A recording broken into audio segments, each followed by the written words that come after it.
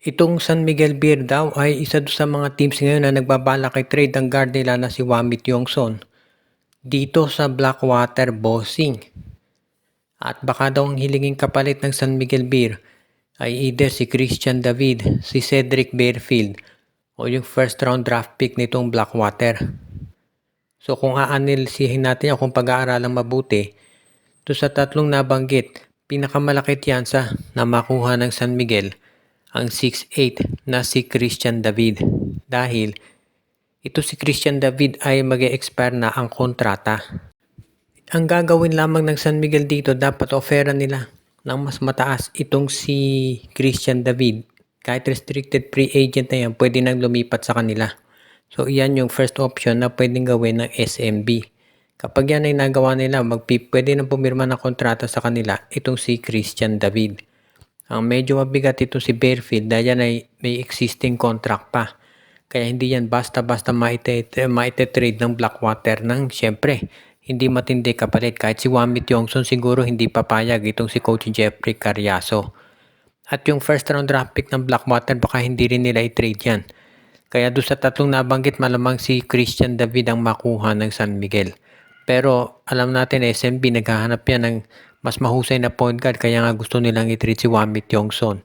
Kaya sa tingin ko si Bearfield talaga ang gustong targetin ng SMB.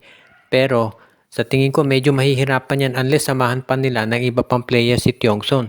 For example, baka pwede nilang isama si Jeron Teng o kaya yung sarili nilang first round draft pick na pang number 9. Kapag yan ginawa ng San Miguel, baka sakali pumayag na itong si Coach Jeffrey Carriazo dito sa trade proposal na gustong gawin ng San Miguel. Isa lamang yan dito sa mga options nila, of course, dahil marami pang iba dyan. Ang isa pang team ngayon na nagre-ready daw na gumawa ng malaking move ay itong TNT Tropang Giga para makakuha din sila ng first round draft pick. Yung kasing first round draft pick ng TNT wala na sa kanila dahil binigay nila yan sa isang trade sa Rain or Shine. Dapat pang number 12 ang TNT Tropa.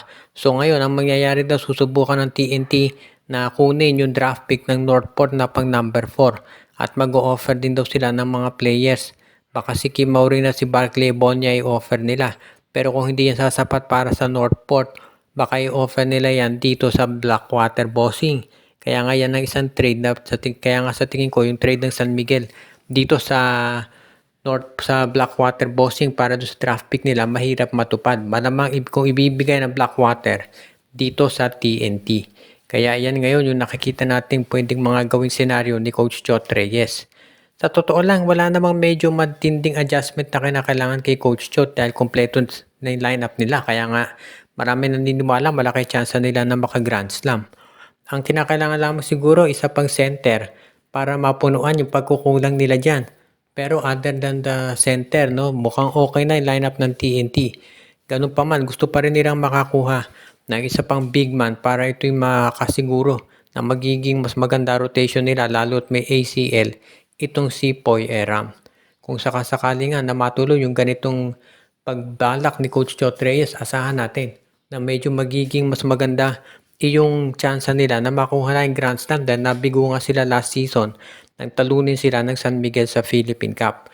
Pero ngayong darating na season mukhang healthy na yung mga players nila at yan ang nakikita nating bentahe talaga ni Coach Chot Reyes ngayon.